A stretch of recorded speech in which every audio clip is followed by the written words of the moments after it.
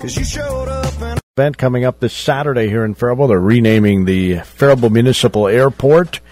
Faribault Municipal Airport, Liz Wahl Strofus Field. So awesome. Coming up on Saturday, and hope a lot of people show up to honor this terrific woman.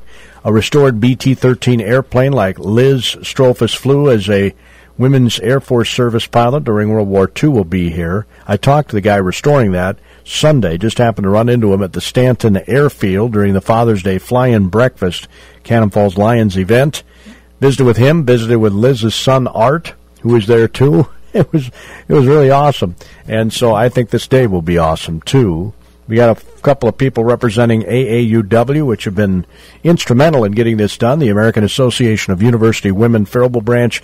Travis Block is with us from the Public Works Department, because renaming an airport is not a simple thing. Right, Pat? Right. It took some time. I mean, I'm sure there's a lot of paperwork involved in something like this. Yes, absolutely. The process has to have approval from the FAA, Federal Aviation Administration. They are the governing body over the aviation industry, the municipal aviation end of it. So as that process it goes, you have to have a resolution passed from council is one of the criteria that you need to do. So that's what we did. We got a resolution drafted that the city council approved, and then submit that to the DC, to the Federal Aviation Administration out in DC for the review, and then they kind of batch these things as when they come in. They kind of have like a quarterly thing, so they take these type of requests that come in, process them, and then once they're processed, then they are published. I think it was kind of humorous in a way what we were going to call it, because some people call Liz Betty, some people call her Elizabeth. She, of course, was Wahl when she started flying, and when she retired, she was Strofus, and in between, first she was a Roberts. Yeah, Roberts. Or second, she was a Roberts, and her children are Roberts. So knowing exactly what to call it, and we did do it with the approval of the family, what they wanted to say. Yeah, Liz Wahl Strofus Field. Mm-hmm. Is what it's going to become. So, Pat, you're on the committee. Mm-hmm. How many people are on this committee that work on this? Well, we have about a half a dozen people from our American Association of University Women, and the idea actually came from Gloria Olson. I want to credit Gloria, because she just thought, that would be a good thing that we could do, is name it after her, because we're all about education in AAUW for kids, for adults, and we want to promote it, especially for women and girls. But it just seemed like a good thing to do, since most of us knew Liz anyway, and it seemed like a fitting thing to do, because she educated thousands of girls about becoming what they want to become. Not necessarily a pilot, although she did encourage some. There's one gal that's, I don't know if she's a colonel or a major in the Air Force, that met Liz as a young girl and was inspired to become a pilot. In fact, they had a writing... I'm sorry, go ahead. Okay. I think, too, the fact that she has been here all her life, being just, if somebody you see in the street, she was a friend to everyone. I mean, if you met Liz, you felt close to her. She just had that kind of personality. Yes, she did. After the service and was denied, a position as an airline pilot, she went to the commercial airlines. They said, no, we do not hire women. So then she just came home, got married, had 5 children, continued to do works, through Red Cross and other kind of areas, and still had this goal that somehow we needed to make sure that people knew that there were women that helped a lot in the Air Force, and with her training with all of the ladies that trained the air pilots that were going over to actual battle, actually trained them how to fight, how to fly through everything. And I think that is so important. She still had that in her mind, and then even through the years, she fought for that, went back and wanted to do something to make that correct. And I think that, too, is such an inspiration to young people, not just to girls, but to young boys, men, too, that, you have to continue on with what you feel is right. We here in Faribault very proud that this Saturday, the City of Faribault and American Association of University Women Faribault Branch are going to be hosting a dedication of the Liz Wahl Strofus Field at the Faribault Municipal Airport. And correct me if I'm wrong, Pat No, and company. But that's absolutely correct. this is from 1 until 4. It's from 1 until 4, and we're hoping that the sign is supposed to be up, the new sign. So we've been working with Brushworks to get that done, and with the city of Faribault, and so we're hopeful that the sign will actually be in place as well. Yeah, Travis is nodding his head that it's in place. They're hoping, I've had conversations with them, and they were targeting the 22nd is what they were shooting for. Oh, okay. And we're also excited because Ivan Willock, a local carver and world-renowned carver, really, he volunteered to do a carving of Liz Strofus because he knew her and he appreciated her. So that will also be unveiled on Saturday and placed in the airport. We'll have probably, in the end, a small exhibit of her, but the airport lobby is not very big, and there is a large exhibit of Liz also at the Faribault, the Historical Society, the Rice County Historical Society. So she has some fame there, too. You want to introduce us as a lovely lady to your right? Because I just had a memory block. Kathy Larson. Kathy. Yes, Kathy. I'm Kathy Larson. I've been a member of University Women at Faribault for many years, and just am so proud of this project that we have taken on.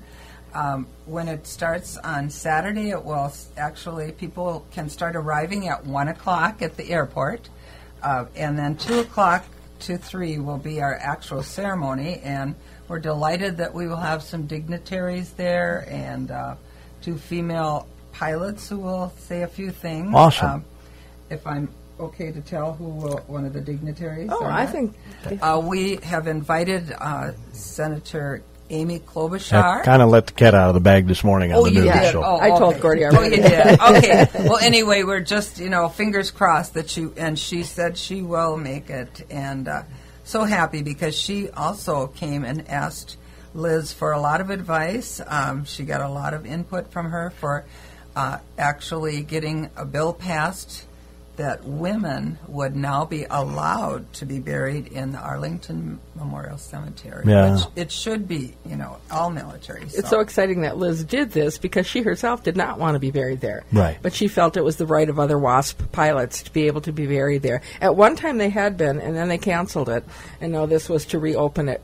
So Amy Klobuchar worked with her and brought the bill, and it got good support, so that's now a possibility for women. And it's neat that Senator Klobuchar actually worked with new Liz. Mm-hmm. She's not just some dignitary coming because she's a dignitary. Mm-hmm.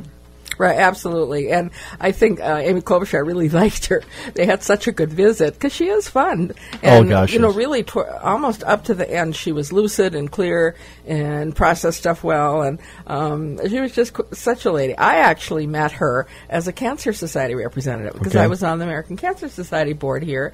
And I don't know if many people knew that Liz was a Cancer Society representative and went to New York and all over doing promotion for the American Cancer Society, something she really believed in.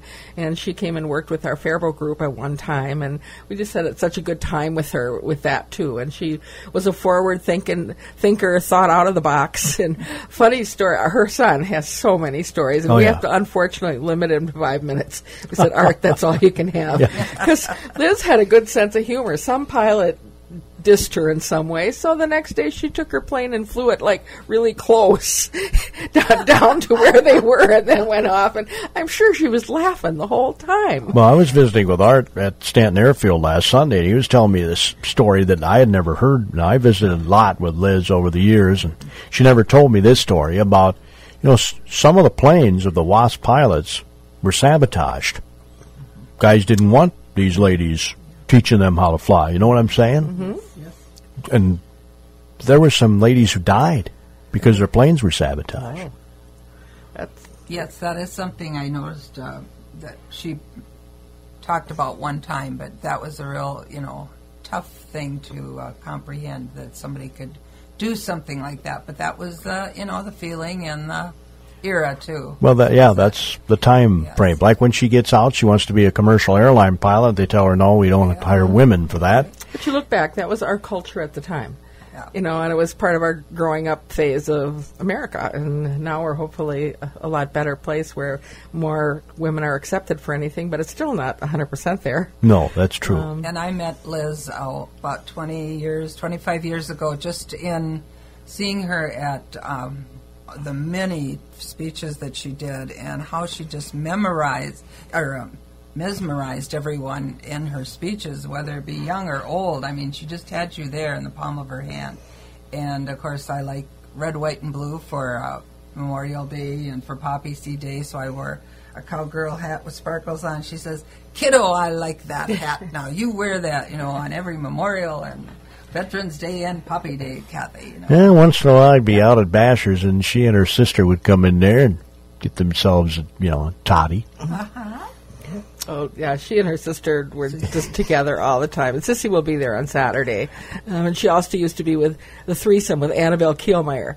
The three of them would come just bedecked. I mean, they were glitzed up at Christmas events and things. And so she was a really big supporter of Faribault. I was there when she was inducted in the Minnesota Aviation Hall of Fame, and she captured that room like nobody's business. Mm-hmm. She had everybody rolling, because she could tell a story with the best of them, right? Yes. She could. Yeah. And she gave, even in the last year, Art said she gave, like around 50 speeches. And this is for a 96-year-old woman. And he said sometimes he had to prompt her with stuff, but she kind of knew what she was going to say. And so it was just very cool.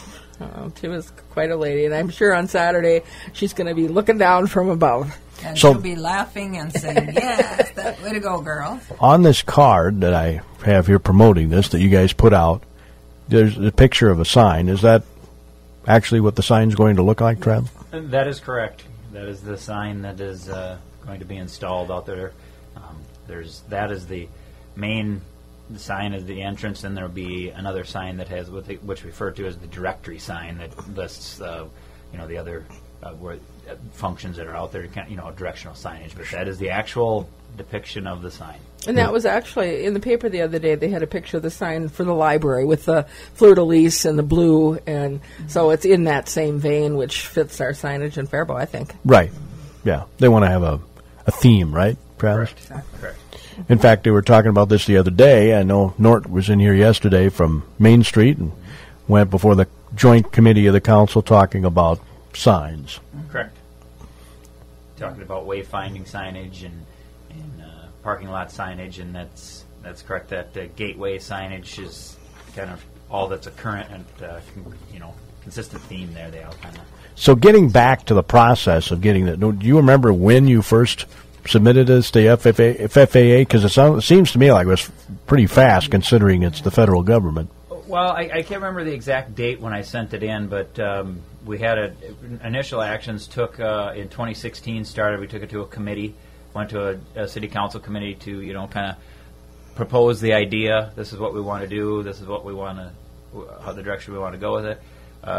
Sought that approval. Council directed yes, proceed, move forward. So then had to get the resolution passed. So then in 2017 here passed the resolution from council, then submitted to FAA. And as I referred to earlier, they have a batch, how they accept these requests, kind of a time frame. And if you miss that deadline by a day, then you're in the next queue. That's the order they process things at. So I had contacted, Gloria had contacted our local, we have a local representative of the FAA up in Minneapolis, just inquiring on some process things. And then I reached out to Dan as well at the FAA, and then I don't know if he made some telephone calls or what had happened there, but then shortly thereafter, things were in motion with the process. I'd like to mention too that at the ceremony and before and after, we will have some children's activities because we're a great promoter of education of all children, and there'll be just some fun activities. We have a tri-fold brochure that'll have a lot of interesting facts about Liz, sort of like, do you know this, do you know that? And then if the children or child can answer a few questions just by looking through this and talking, then they will also receive a beautiful medal with a red, white, and blue ribbon on it that looks like a congressional medal.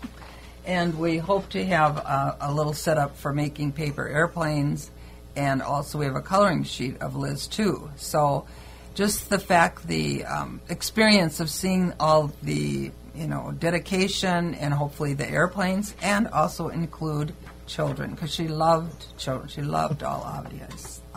Yeah, we gave all those speeches to kids. Yes, Sure. exactly. We felt it was a little unfortunate. There's a 99s activity happen. The women, the 99s, they fly. They have a big activity this weekend, too. So unfortunately, many of them would have come otherwise and may not be able to. But we were kind of on a tight timeline to get this set. I mean, we had talked about doing this in September. Mm-hmm. And then with this B-13 plane that's being redone, it has to be flown down to Sweetwater, Texas, as a permanent place. But we thought if we could get them to come here first and then there. So we're working with that timeline, and we're still crossing our fingers that the plane will be here for sure. There, some people from Faribault have been working on it also as part of this crew of volunteers who are restoring the plane. I talked to the gentleman restoring the plane at Stanton, too, and they were going to do their first test flight this week. Oh, good. They're cutting it pretty close. Yeah, so, and if it doesn't make it, it doesn't. But we all know that she flew it. And the city council, again, named this Liz Strofus Day so that even if you can't make it out there, you can celebrate the day in your own way to know that it's being named for her as we have the ceremony and stuff out at the airport itself. And one of our members, two of us, wrote the proclamation for the day of, so that's all beautifully done in the Navy folder. I also want to mention that we are so fortunate that there are 2 books that pertain to Liz and her life, and I think it's just marvelous. I think that even history classes should take a little synopsis of it, because the first one was One Woman's Experience as a WASP in World War II, and that was,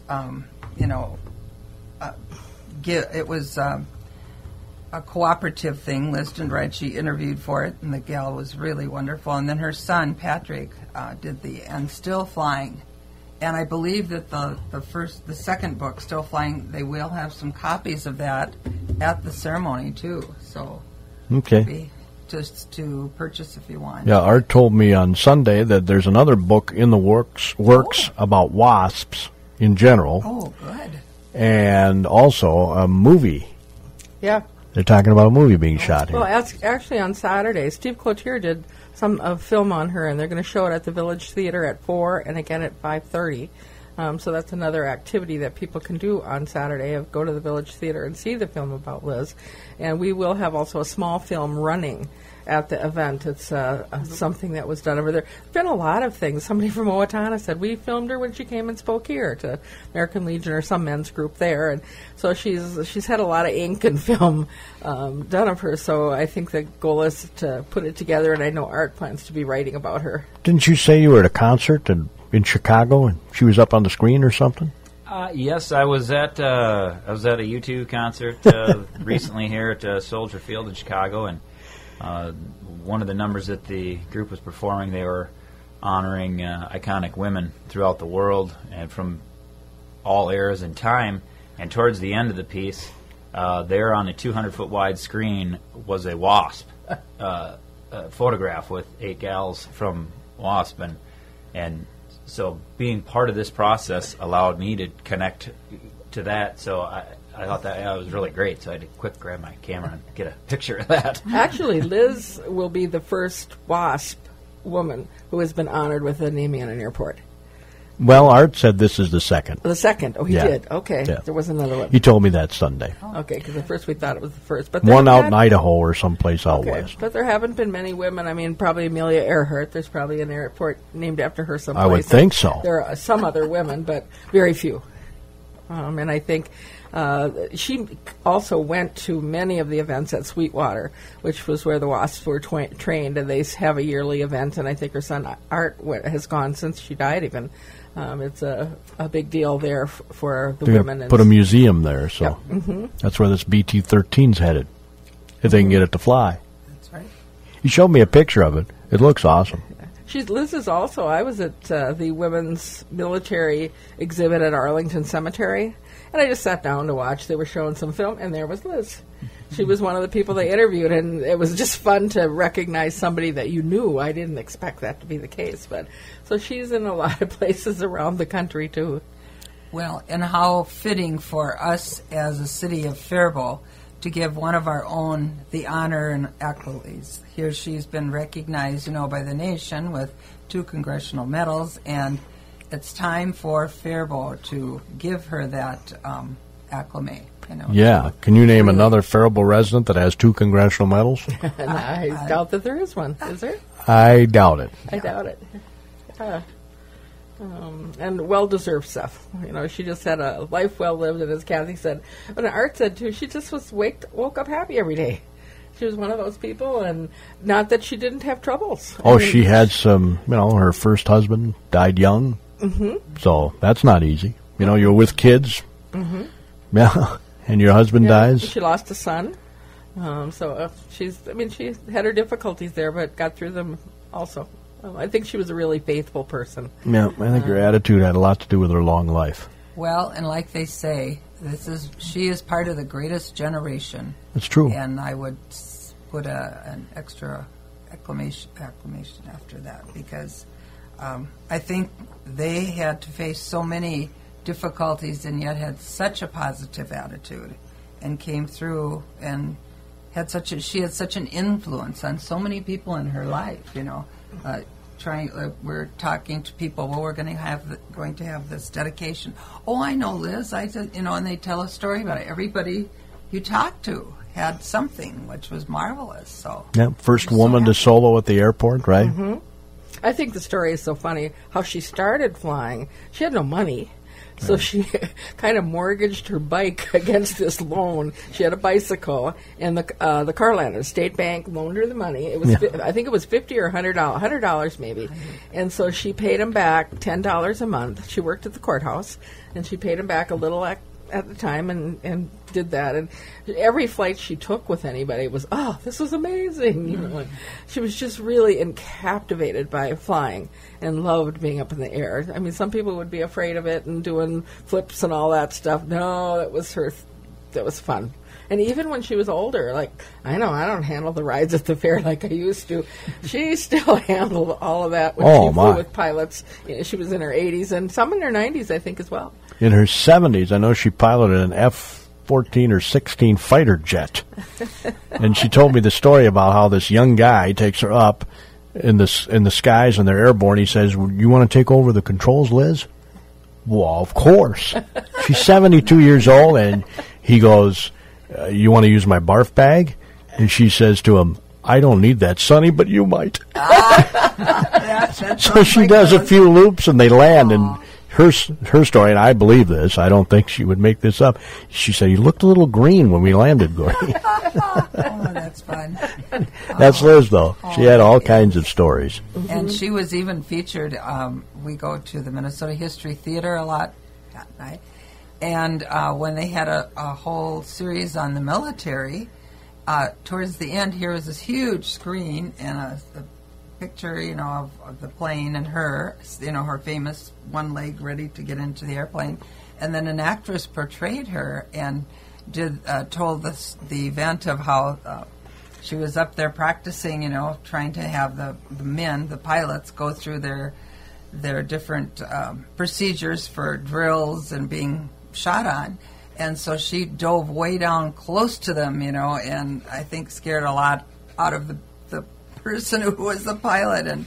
And when she came down and landed, the person in charge, the commander, was so irate. He was so angry. He wanted to find out who that pilot was that was challenging his men and testing him and being right in there. And so she gets out, she takes off her helmet, shakes her hair, this flaming red hair, feisty red head. And he holds it, and he looks around and says, "Well, where's the pilot?" She says, "Well, I'm the pilot." And he says, "You are?" And she says, "Yes, sir." And he says, "Well, you were the one that went so close to my men." And she said, "Don't you want them to have a real situation, because they're going to be in the field. They're going to have the gunners." And she said, "I thought that is what they need." And then he kind of backed off, but he was ready to give her, the gun, because she was being too, advancing with it too much. Yeah, and that was at the Minnesota History Theater. She was a bit of an adrenaline junkie, I think. And as you said, Pat, even in her 90s. Oh, yeah. I mean, I remember going to her 90th birthday party. There was a huge line. She stood up and greeted everybody, many by name, and if she didn't know you, she had this cute way of always saying, "Oh, hi, honey," or "Hi, cutie. Good to see you." And so you always felt welcome. Sure. And you always knew by her eyes that she recognized you, even if she might not remember your name exactly, but she might remember a situation where you'd met or something you'd done. And so, I mean, she had a fabulous memory for stuff. So I'm assuming, Travis, that there will be a picture of her there, in addition to the... Yeah, we have Betty Harmson, bless her heart, went and got many pictures from Art, and we had them blown up. Okay. So we're going to have many pictures of her on stands at the event itself, so people can see. Plus, they loaned us a couple of her medals to put out to let people see those, and so there will be kind of a small exhibit of things that connect with Liz. So will we see the congressional medals? I think that's what they are, those medals. And the actual, just for information for people, thanks to Travis and the city crew, they're bringing stands out there, some of the medal stands that we have. And the ceremony will be in one of the hangars, and we're praying for no rain. So there will be seating in a Travis is like, yeah, no rain, please. Yeah, we're hoping for that. Get it out of his system today. Yeah, get it over with. Yeah, so we should have seating for a fairly good crowd. But I did have a listener wonder about parking. So yes, actually, there will be plenty of parking. And bless their hearts, the Faribault Pilots Association, they are going to have a golf cart out there. So if you park in the hinterlands, sure, they will have it running through and pick you up and bring you back into the building. And we're hoping that we're having just something to drink and a little cookie for people, but we're hoping to have that inside along with the display, and so that then you'll go right out into the hangar adjacent to that for where the program is. And there will be seating for, I think we have, I don't know, Travis, do you remember how many chairs they had? I can't remember exactly. Over 100 anyway. You don't know how many to plan for. You really don't. We really don't know. And whatever happens on Saturday. We'll be there, and we'll have the program and honor Liz. And so we're hoping to have lots of our friends in town here come to and honor her in that way. And yep, I'm hoping it's packed. And learn a little bit more about her. 1 until 4. And again, the program is at 2 at the Faribault Municipal Airport, Liz Wahl Strofus Field. Thanks, Travis, for coming in on your busy day, and Kathy and Pat for stopping by today and giving us all the details about Saturday's